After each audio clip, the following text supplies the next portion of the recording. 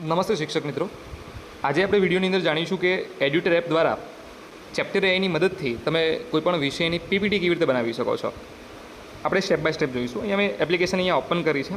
જમણી સાઈડ તમને અહીંયા ચેપ્ટર એ નામનું વિકલ્પ દેખાય છે, ત્યાં આપણે ક્લિક કરવાનું છે.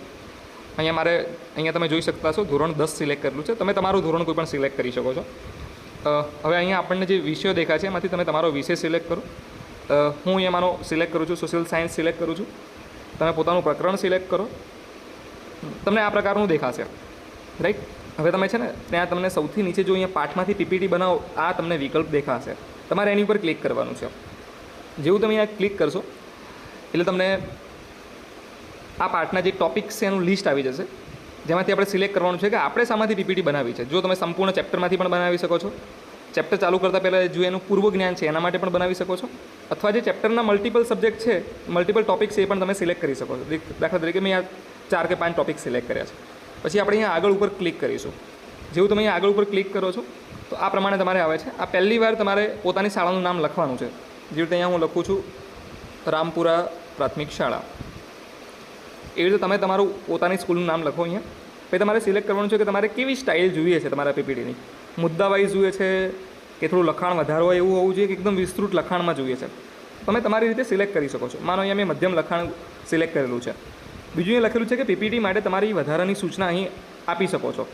અને હું માનું છું કે બહુ મહત્ત્વપૂર્ણ છે, તમારે એનો યુઝ કરવો જ જોઈએ. તો તમારે શું લખાણ આપવાનું છે અથવા પીપીટી કેવી બનાવવી છે, એને પીપીટી બનાવતી વખતે ચેપ્ટરે શું ધ્યાન રાખવું જોઈએ, એ બધી જ માહિતી તમે અહીંયા વિસ્તૃત રીતે આપી શકો છો. ઠીક છે. તમે 2-3 ફકરાની અંદર પણ માહિતી આપશો તો પણ એ સારી રીતે એક્સેપ્ટ કરશે અને એનું પાલન કરશે. હવે જો અહીંયા નીચે ઓપ્શન છે કે અહીંયા પીપીટી બનાવો, એની પર તમારે ક્લિક કરવાનું છે. અહીંયા હું પીપીટી બનાવવા ઉપર ક્લિક કરું છું. એટલે હવે 40 સેકન્ડથી લઈ અને 1.5 મિનિટના સમયગાળાની અંદર આ પીપીટી તૈયાર કરી લેશે. જેટલી સ્લાઇડ વધારે હશે એટલો થોડો વધારે સમય લઈ શકે છે, પણ એવરેજ 50-60 સેકન્ડની અંદર તમને બનાવી લેશે તમારે. હવે જો આપણે અહીંયા વેઇટ કરવાનો છે, જો અહીંયા ધીરે ધીરે બધી વસ્તુઓ તૈયાર થઈ રહી છે, તો આ પ્રમાણે આપણે પીપીટી અહીંયા તૈયાર કરી શકીએ છીએ. આપણે જોઈશું આગળ એમાં પણ શું છે. આ સેમ વસ્તુ તમે ડાયરેક્ટલી ગૂગલમાં પણ કરી શકો છો, પોતાના મોબાઈલમાં અથવા સ્માર્ટ ટીવીની અંદર પણ. તમારે જે પીપીટી બનાવવાની છે, જો તમારામાં પીપીટી બનાવવાનું ઓપ્શન નથી આવતું તો એના 1-2 કારણો એવા હોઈ શકે કે યા તો જો તમે એડ્યુટર એપમાં જ્યારે તમે પહેલી વાર એકાઉન્ટ બનાવ્યું હોય ત્યારે જો તમે વિદ્યાર્થી તરીકે એકાઉન્ટ બનાવ્યું હોય તો પણ તમને પીપીટી તમે નહીં બનાવી શકો, કારણ કે પીપીટી બનાવવાનું ફીચર માત્ર શિક્ષક એકાઉન્ટમાં છે. એ ખાલી તમે એકવાર ચેક કરી લેજો જો તમારામાં પીપીટીનું ઓપ્શન ના આવતું હોય તો. હવે કદાચ 5-1 સેકન્ડમાં પીપીટી તૈયાર થઈ જશે. ઓકે, પીપીટી તૈયાર થઈ ગયું છે. હવે જો અહીંયા આપણે ખોલો લખેલું છે તો એની પર આપણે ક્લિક કરવાનું છે. જેવું તમે પીપીટી ઉપર ક્લિક કરશો તો આ પ્રકારે આપણું પીપીટી અહીંયા તૈયાર થઈ જશે. જુઓ, પીપીટી તૈયાર છે.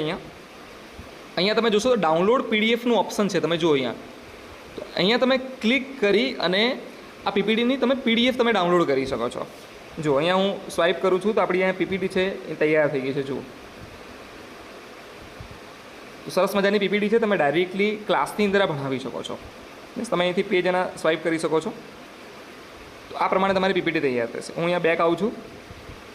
અહીંયા ઓપ્શન છે સાચવો અથવા નહીં. આ સાચવો ઉપર તમે ક્લિક કરશો. જો તમને પીપીટી સારી લાગે છે, તમને લાગે છે કે નેક્સ્ટ ટાઈમ મારે યુઝ કરવાની છે આને, તો તમે સાચવો ઉપર ક્લિક કરી શકો છો. જે તમારા પ્રોફાઇલમાં સચવાયેલી રહેશે. તમે નેક્સ્ટ ટાઈમ આવીને આરામથી એને ઇઝીલી એક્સેસ કરી શકશો. હાલ તમે સાચવી શકશો, એ થોડા સમયમાં તમને એપની અંદર જોવા માટે મળશે. અહીંયા હું સાચવો ઉપર માનો ક્લિક કરું છું. બસ.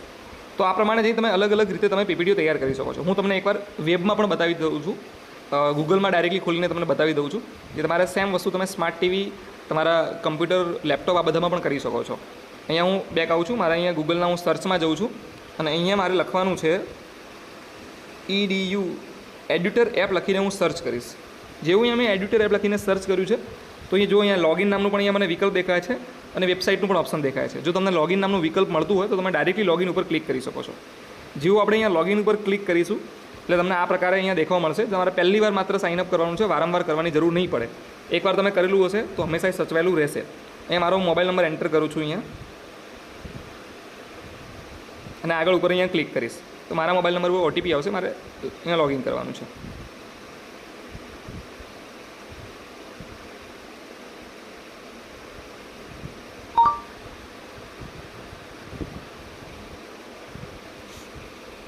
જો મારું અહીંયા લોગિન થઈ ગયું છે. સેમ આપણે પ્રોસેસ કરવાની છે જે એપમાં કરી છે. હું અહીંયા વિષય સિલેક્ટ, હવે કોઈ પણ હું વિષયમાં જઉં છું, મારા વિજ્ઞાનમાં જઉં છું.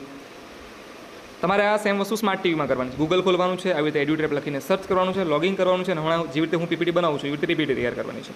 અને દહન અને જ્યોત ચેપ્ટરમાં જાઉં છું અહીંયા હું.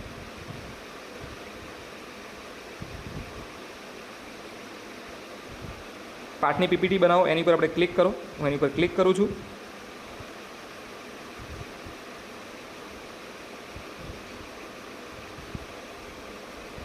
બસ તમારે જે ટોપિકમાંથી બનાવી છે ટોપિક સિલેક્ટ કરો. જો અહીંયા મેં 3 ટોપિક સિલેક્ટ કર્યા. જનરેટ પીપીટી ઉપર હું ક્લિક કરું છું. અહીંયા સ્કૂલનું નામ આવી ગયું છે. અહીંયા તમે અહીંયા પણ તમારી સૂચનાઓ અહીંયા આપી શકો છો. અહીંયા હું જનરેટ પીપીટી ઉપર ક્લિક કરું છું. સેમ પ્રોસેસ છે, કશું જ અલગ નથી. તમે સરળતાથી આવી રીતે પીપીટી બનાવી શકો છો. આપણે જોઈ લઈએ એકવાર.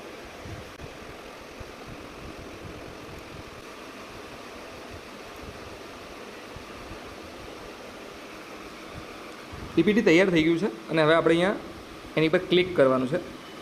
એટલે જુઓ, હા યસ, આમાં એક બહુ સરસ વસ્તુ તમને જોવા મળશે જે એપમાં હવે આવનાર સમયમાં જોવા મળશે કે આ પ્રકારે તમને પૂરો માઇન્ડ મેપ ઓપન થઈ જશે. જુઓ કે પીપીટીમાં કઈ સ્લાઇડમાં શું છે એ તમામ માહિતી જો અહીંયા માઇન્ડ મેપ દ્વારા પણ આપણને અહીંયા જોવા મળે છે. જુઓ તમે, યસ. તો આ વિદ્યાર્થીને પણ એ તમારું કન્ટેન્ટ છે અથવા તમારું જે સિલેબસ છે અથવા જે પાઠની માહિતી છે સમજવામાં બહુ જ મજા આવશે.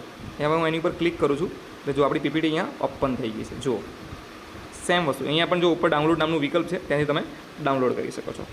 યસ. તો આવી રીતે તમે તમારા વિષયની આજે જ પીપીટી બનાવો અને વિદ્યાર્થીઓને ભણાવો.